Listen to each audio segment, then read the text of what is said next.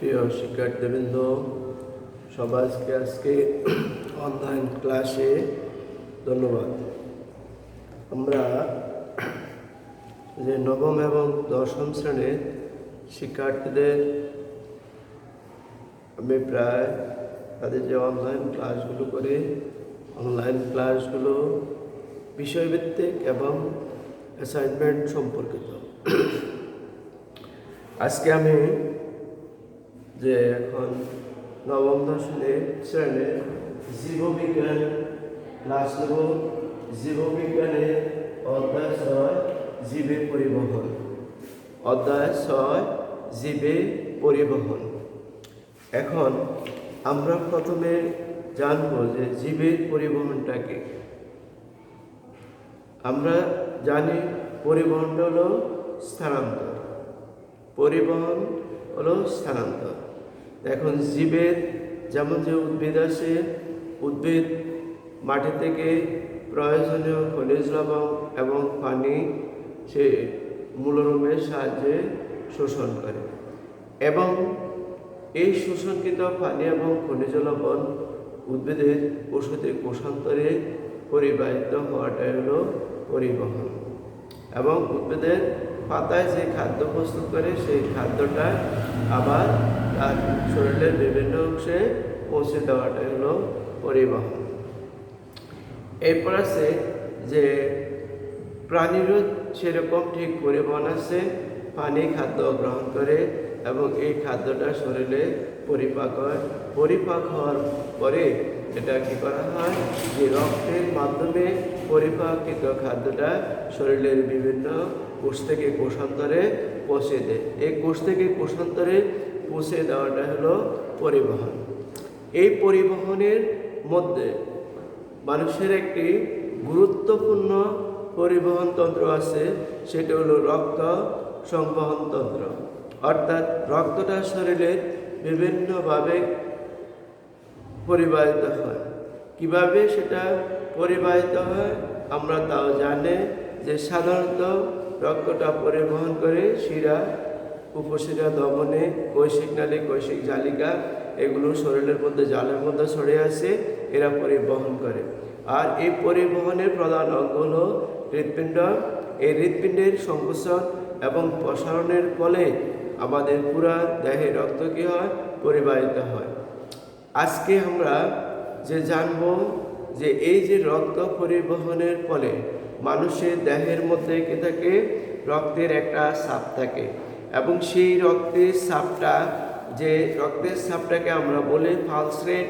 এবং এই পালস রেটটা যে মানুষের বিভিন্ন অবস্থায় কীরকম হয় আমরা সে সম্পর্কে আলোচনা করব। তার আজকে আমার যে শিরোনাম হবে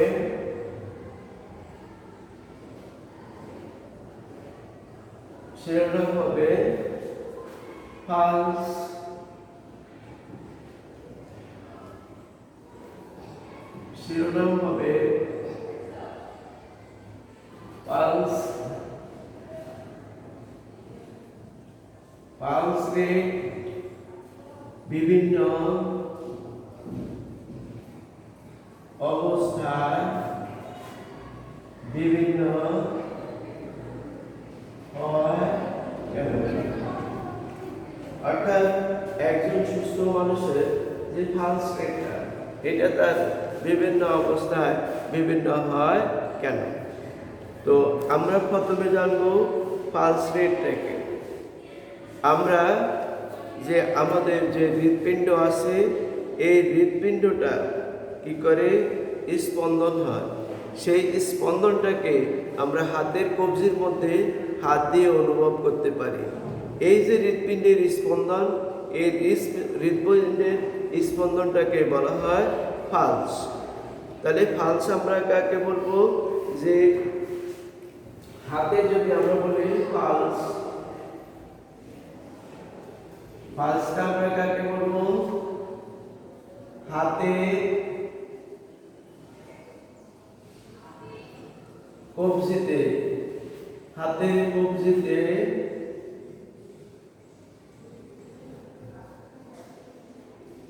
হৃদস্পন্দন অনুভব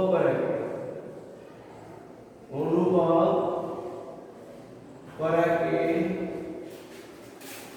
পালস বলা হয়। শিক্ষার্থীবৃন্দ, তাহলে ফার্স্ট হলো কি আমাদের যে হৃৎপিণ্ড এটা সংকুচিত এবং প্রসারিত হয়। এই হৃৎপিণ্ডের সংকুচন এবং প্রসারণের ফলে রক্ত কি হয়, পরিবাহিত হয়।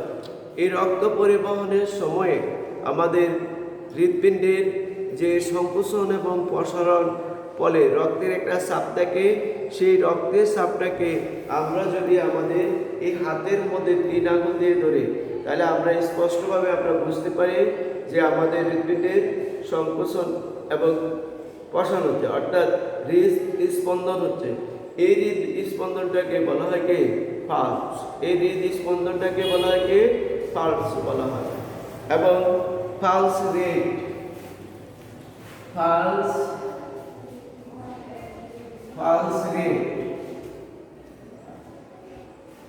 আমরা এই পালসটাকে হার্টবিটও বলি।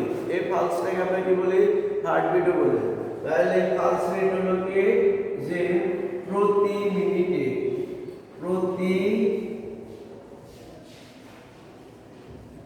মিনিটে যতবার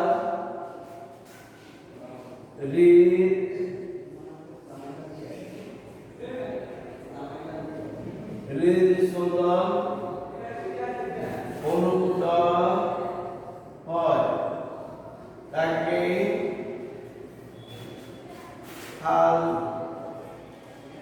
পালস রেট বলে। এটাকে কি বলা হয়, পালস রেট বলা হয়। যতবার প্রতি মিনিটে যতবার কি হবে, স্পন্দন হবে, এই স্পন্দনটাকে বলা হয় কি পালস রেট। অর্থাৎ আমরা প্রতি মিনিটে গণনা করলে যে সংকোচন এবং প্রসারণটা বা হৃদস্পন্দনটা অনুভূত হবে তাকে আমরা বলি কি পালস রেট। এখন দেখো এই পালস রেট বেশি বা কম হওয়ার কারণ, কেন বেশি বা কম হয়?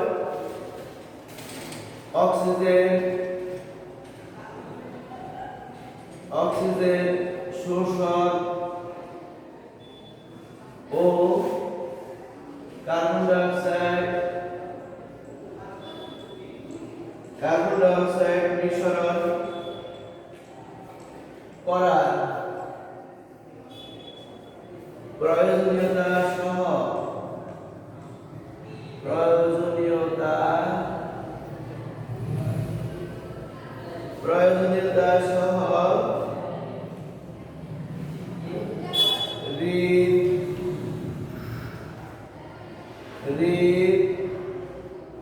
স্পন্দনের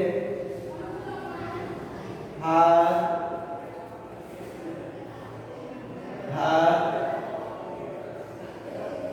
শারীরিক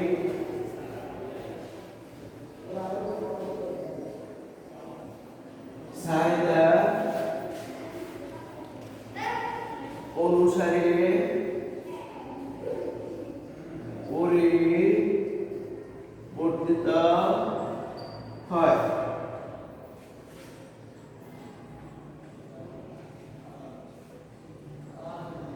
সাধারণত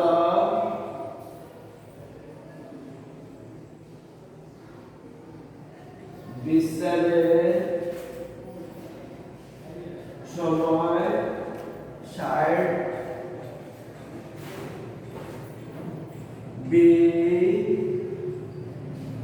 BPM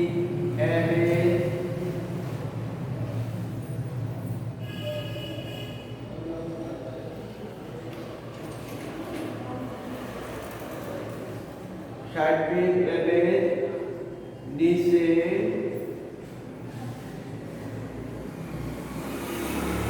ঘুমের সময় 40 থেকে 45 হয়ে থাকে। BPM আমরা দেখো যে ফালসটাকে আমরা যদি ফালস হলো স্পন্দন, ফালস হলো হৃদের স্পন্দন, অর্থাৎ আমরা আমাদের হাতের কবজিতে, এক হাতের কবজিতে আর এক হাত দিয়ে আমরা যদি যে হৃদস্পন্দনটা অনুভব করি সেই হৃদস্পন্দনটাই হলো পালস। আর প্রতি মিনিটে যতটা পালস অনুভূত হয় তাকে বলা হয় পালস রেট। এখন এই পালস রেটটা উঠানামা করে কেন?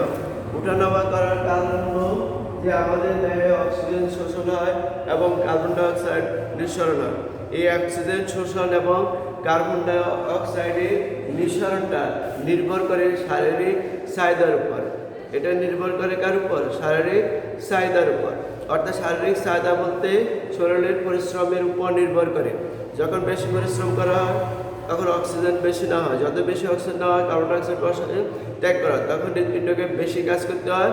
সে হারে তোমার কি করে এই হৃৎপিণ্ডের স্পন্দনের হার বা পালস রেটটা ওঠানামা করে। সাধারণত যদি একজন মানুষ ঘুমিয়ে থাকে তখন তার পালস রেট 60-এর নিচে, বিশ্রাম অবস্থা থাকলে সেটা 60-এর নিচে হতে পারে। আর ঘুমন্ত অবস্থা থাকলে 40 থেকে কত হয় 45 পর্যন্ত হতে পারে। আর অন্য সময়ে তাহলে আমরা বুঝলাম পালস রেটকে, এবং এই পালস রেটটা বিভিন্ন হয় কেন? পালস রেটটা বিভিন্ন হয়, বিভিন্ন সময় বিভিন্ন হয়, যে শরীরের মধ্যে অক্সিজেন শোষণ, কার্বন ডাইঅক্সাইডের নিঃসরণ এবং শরীরের প্রয়োজনীয়তা বা শরীরের চাহিদা সহ যে শারীরিক চাহিদার উপর নির্ভর করে তোমার কি হয় যে হৃদস্পন্দনের হার অর্থাৎ পালস রেট বাড়ে বা কমে। এখন আমরা যদি সাধারণত একজন লোক বিশ্রাম থাকে তার 60-এর মতো 60-এর নিচে হতে পারে, ঘুমন্ত অবস্থা থাকলে 60 থেকে 40 থেকে 45 হয়।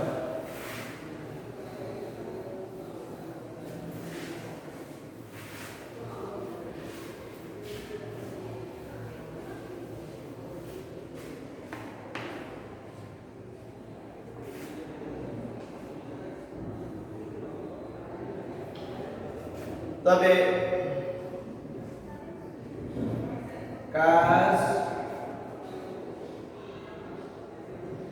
কাজ করা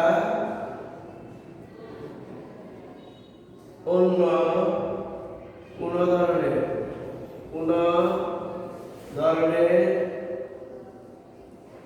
শারীরিক পরিশ্রম,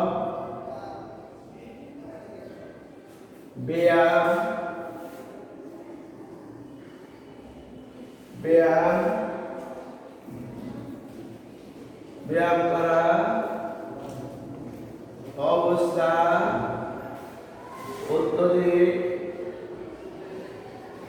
অত্যধিক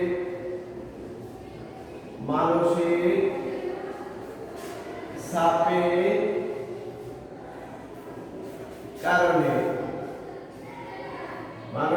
চাপের কারণে পালস রেট বৃদ্ধি পায়। শিক্ষার্থীবৃন্দ, তাহলে আমরা দেখো আমাদের একটি এ সম্পর্কিত একটি কি আছে, অ্যাসাইনমেন্ট আছে। অ্যাসাইনমেন্টটা দেখো পরিবারের একজন সদস্যের পালস রেট বিভিন্ন অবস্থায় বিভিন্ন করে পরিমাপ করে তার ব্যাখ্যা আছে। এখানে আছে যে শোয়া অবস্থায়, বসা অবস্থায়, দাঁড়ানো অবস্থায় 5 মিনিট দ্রুত বেগে হাঁটার পর যে তার পালস রেটগুলো কী হয় এবং তার বিভিন্ন অবস্থায় বিভিন্ন হওয়ার কারণ আমরা ব্যাখ্যা করতে হবে। এবং এই পালস রেটটি একটি লেখচিত্রের মধ্যে দেখানোর জন্য বলা হয়েছে। তাহলে আমরা পাইলাম পালস রেট কি। তোমরা প্রথমে লিখবে যে অ্যাসাইনমেন্টের যেভাবে আছে অ্যাসাইনমেন্ট নাম্বার, বিষয়, শিরোনাম লিখবে। শিরোনাম লেখার পর লিখবে পালস রেট কি, পালস রেট বিভিন্ন সময় বিভিন্ন হয় কেন। এটা সংক্ষিপ্ত বিবরণ লিখবা। সংক্ষিপ্ত বিবরণ লেখার পর এবার আমরা পালস রেট নির্ণয় করব।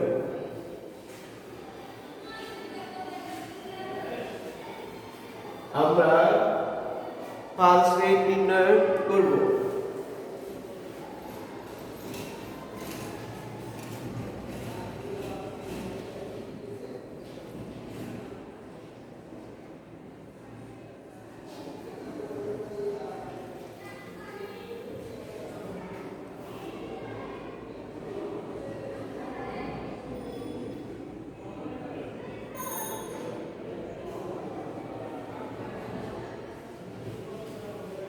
এবার আমরা দেখব যে কিভাবে আমি পালস রেট নির্ণয় করব। তাহলে আমি আমাদের যে একজন সচেতন লোকের এই পালস রেটটা নির্ণয় করতে হবে, যে বুঝে। আমরা পালস রেট প্রথমে পালস রেট নির্ণয় করব কিভাবে।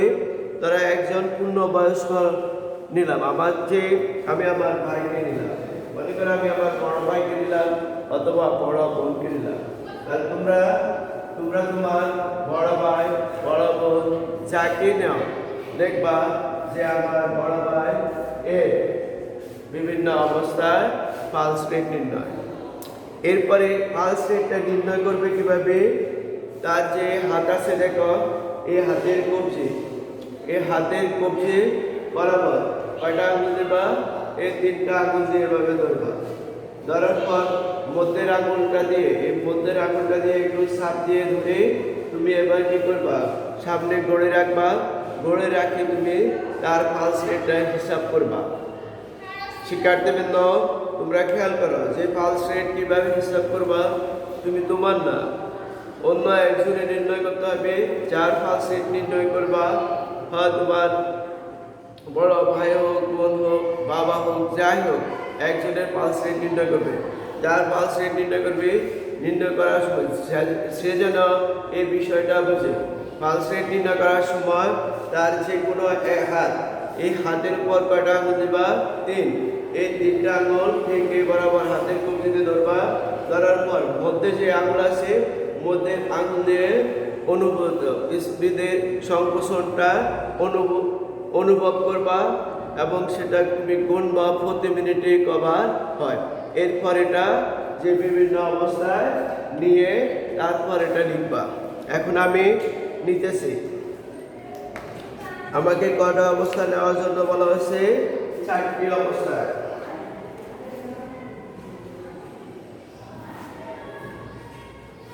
গণনার পদ্ধতি।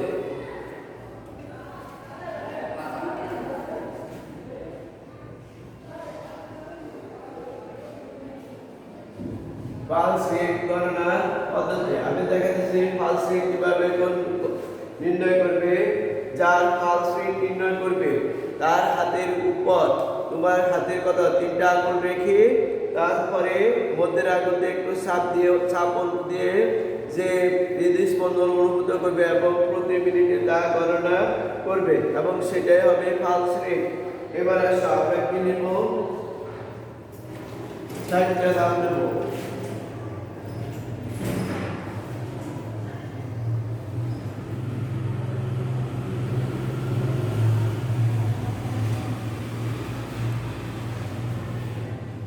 এটা হলো তাপ, ভৌতিক অবস্থা।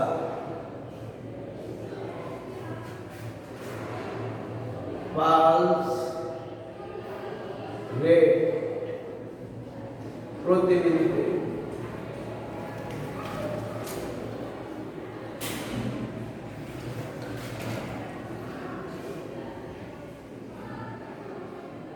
প্রথমে শোয়া অবস্থায়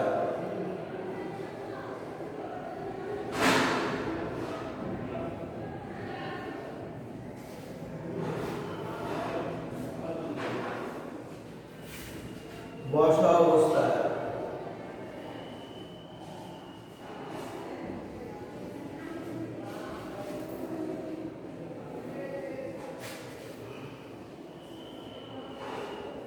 দাঁড়ানো অবস্থায়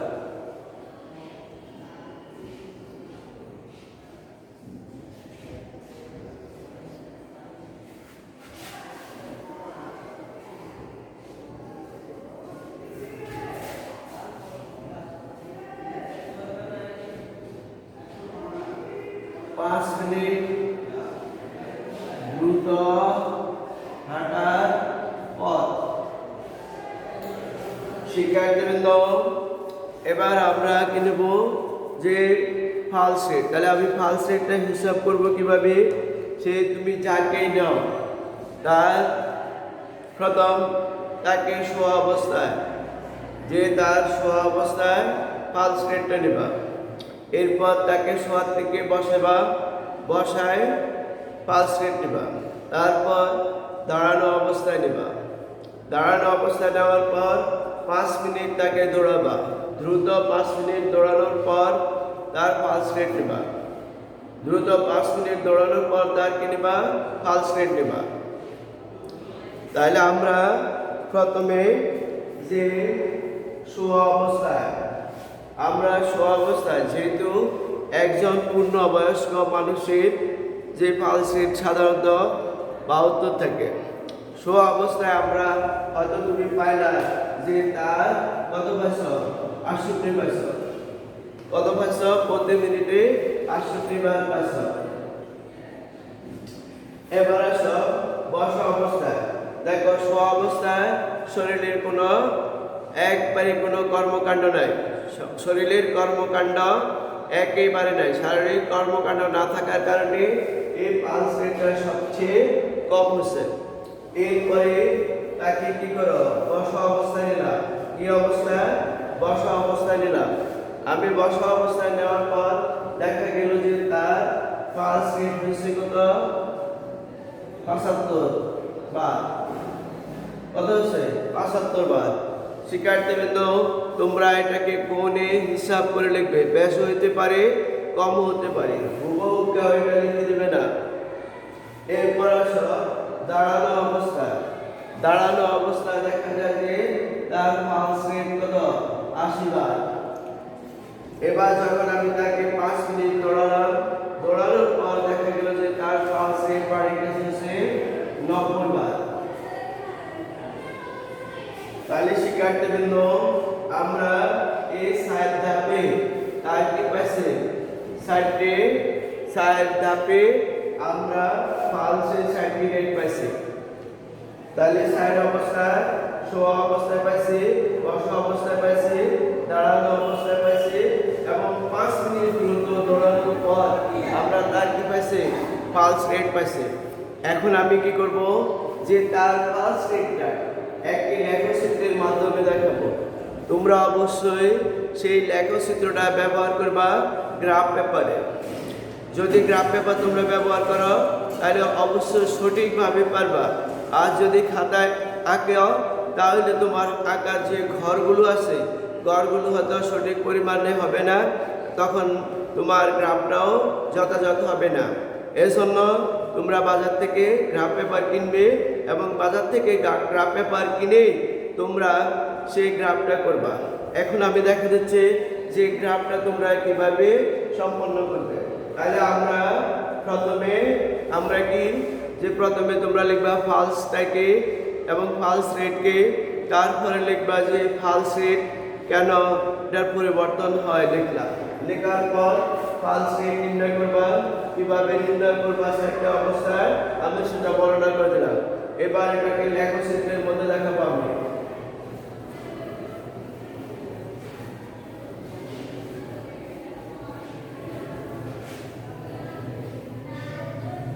এবার আমি এই পালস রেটটাকে আমি কোথায় দেখাবো? লেখচিত্রে। আমরা লেখচিত্রে জানি যে লেখচিত্রে কয়টা অংশ হয়? 2টা অংশ হয়। একটা হলো যে x অক্ষ আর একটা হলো y অক্ষ। এটা হলো x অক্ষ, y অক্ষ, এটা হলো কি অক্ষ? x অক্ষ। এখন এই y অক্ষে আমরা যে প্রতি এক বর্গে 2 ধরে 1, 10, 20, 30, 40, 50, 60, 70, 80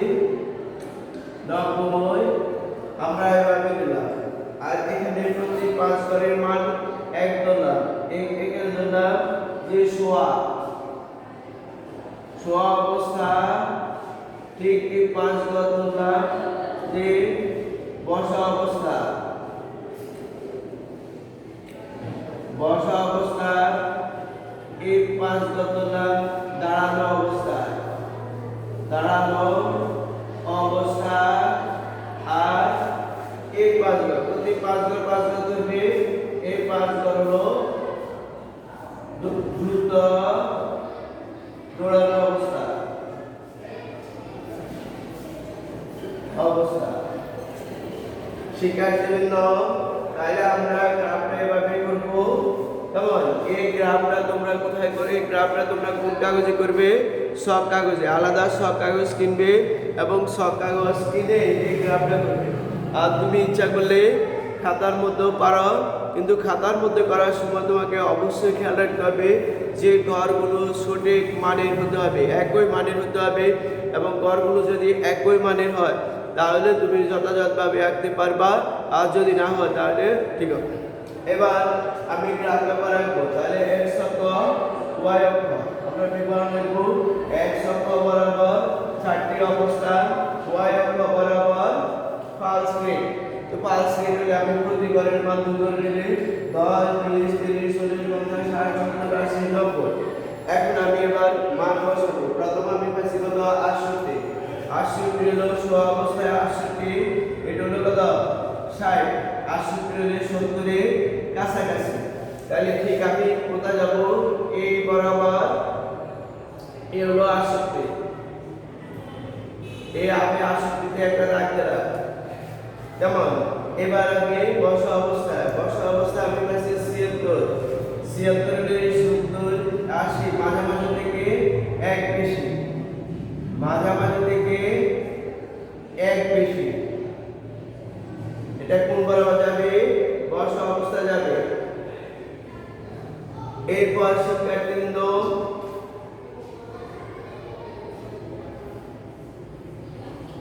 এরপর সব আমি দাঁড়ানো অবস্থায় পাচ্ছি কত? 80। তাহলে 80 হলে আমার ঠিক এই বরাবর যাবে।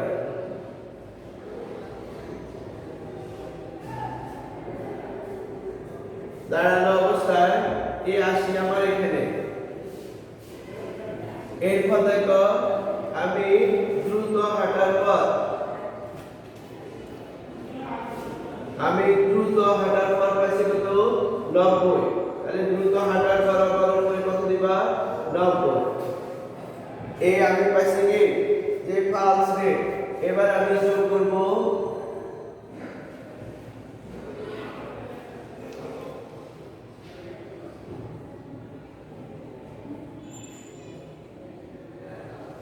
শিক্ষার্থীবৃন্দ। তাহলে আমি এভাবে যে পালস রেটটা লেখচিত্রের মধ্যে দেখা দিলাম, যে লেখচিত্রে আমার দেখা গেল যে পালস রেটটা ক্রমান্বয়ে কোন দিকে উঠছে? উপরের দিকে উঠছে। পালস রেট ক্রমান্বয়ে কোন দিকে উঠছে? উপরের দিকে উঠছে। এবং এই পালস রেট ঊর্ধ্বগামী হওয়ার কারণ বলা হয়েছে, এই পালস রেট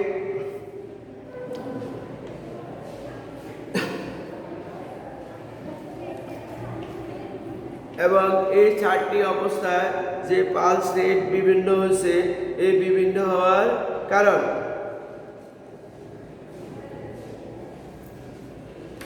এটা পালস রেট বিভিন্ন হওয়ার কি আমি কারণ ব্যাখ্যা করব।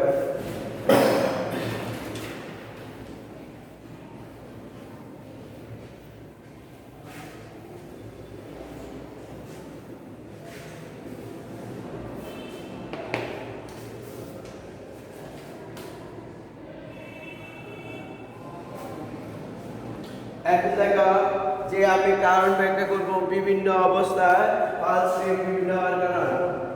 বিভিন্ন অবস্থায় পালস রেট ভিন্ন হওয়ার কারণ।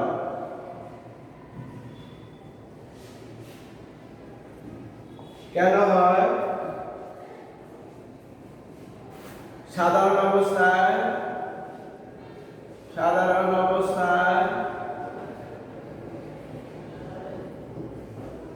প্রাপ্ত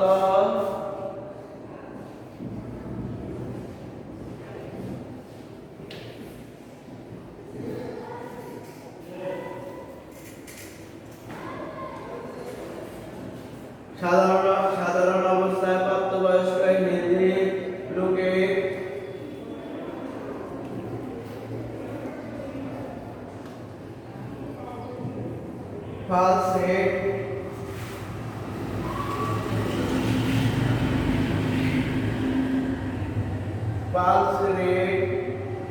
প্রতি মিনিটে 60 থেকে 100 বার পর্যন্ত হয়। কত হয়? 60 থেকে 100 বার পর্যন্ত হয়। অতিরিক্ত পরিশ্রম,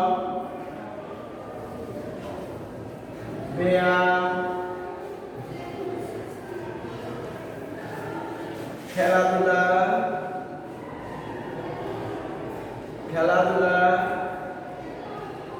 মানসিক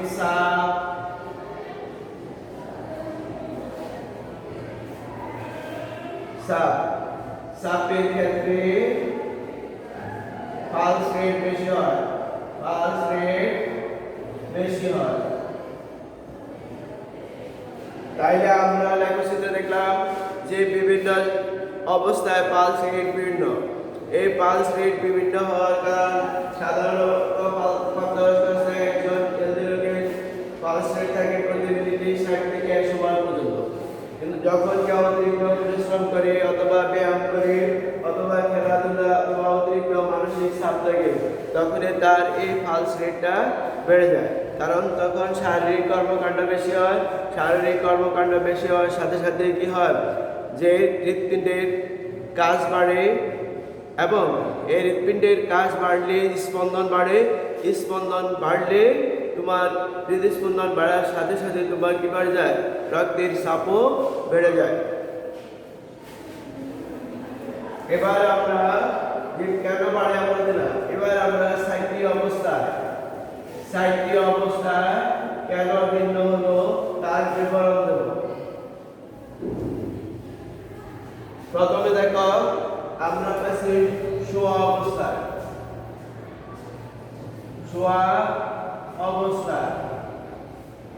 আমরা শোয়া অবস্থাটাকে আমরা কি বলি? স্বাভাবিকভাবে শোয়া অবস্থাটা হলো বিশ্রাম। স্বাভাবিকভাবে শোয়া অবস্থাটা হলো কি? বিশ্রাম। এই বিশ্রামরত অবস্থায় শরীরের কর্মকাণ্ড থাকে না। এই কর্মকাণ্ড না থাকার কারণে পালস রেট সবচেয়ে খুব কম হয়।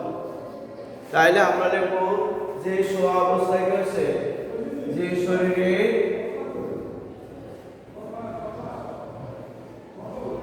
শারীরিক কর্মকাণ্ড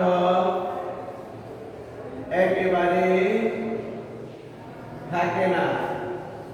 যেহেতু শোয়া অবস্থায় শারীরিক কর্মকাণ্ড একেবারেই থাকে না, তখন পালস রেট খুব কম হয়। শিক্ষার্থীবৃন্দ, আমি পূর্বে বলে দিয়েছি পালস রেট নির্ভর করবে কার উপর? শারীরিক কর্মকাণ্ডের উপর। যখন তুমি বিশ্রাম অবস্থা থাকো তখন শরীরে কোনো কর্মকাণ্ড থাকে না, তখন পালস রেট খুব কম হয়। তখন আমাদের হচ্ছে কত?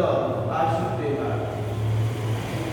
এবার দেখো বসা অবস্থা।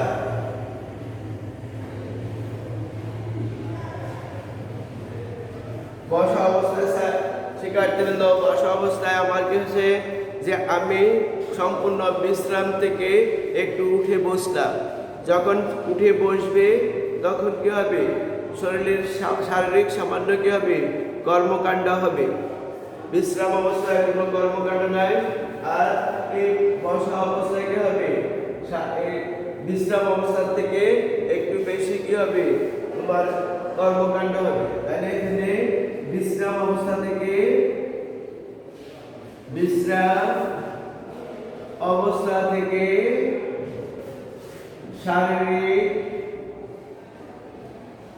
শারীরিক কর্মকাণ্ড একটু বেশি হয়, ফলে পালস রেট বৃদ্ধি পায়। বৃদ্ধি পায়, অর্থাৎ এখানে হলো 76। এবার আমরা যাব যে দাঁড়ানো অবস্থায়।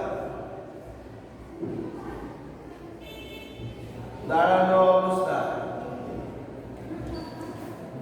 অবস্থা থেকে বসা অবস্থায় আমার পুরা শরীরের কর্মকাণ্ড নেই। দাঁড়ানো অবস্থায় আমার সব পুরা শরীর তখন একটু কি হচ্ছে, কর্মকাণ্ড হচ্ছে। তাহলে দাঁড়ানো অবস্থায় বসা অবস্থা থেকে শরীরের কর্মকাণ্ড অনেকাংশে বৃদ্ধি পায়। অনেকাংশে বৃদ্ধি পাওয়ার কারণে এখানে কি হচ্ছে, পালস রেট বৃদ্ধি পাচ্ছে। এরপর 5 মিনিট যখন আমি দ্রুত দৌড়ালাম, 5 মিনিট দ্রুত দৌড়ানোর পর 5 মিনিট আমি দ্রুত দৌড়ালাম। দ্রুত দৌড়ানোর পর শরীরের কর্মকাণ্ড অনেক বৃদ্ধি পাচ্ছে। শরীরের কর্মকাণ্ড যখন অনেক বৃদ্ধি পায়, বৃদ্ধি পাওয়ার সাথে সাথে কর্মকাণ্ড বৃদ্ধি পাওয়ার সাথে সাথে পালস রেটও বেড়ে যায়।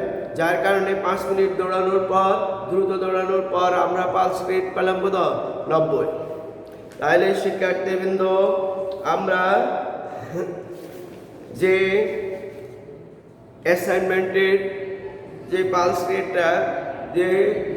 রেট কি কেন হয়, 6টা অবস্থায় পালস রেট নিয়ে তার লেখচিত্র অঙ্কন করবে। তারপর 4 অবস্থায় কম বা বেশি হওয়ার কারণ ব্যাখ্যা করে দেবে। সবাইকে ধন্যবাদ। আজকের ক্লাস এখানে সমাপ্তি।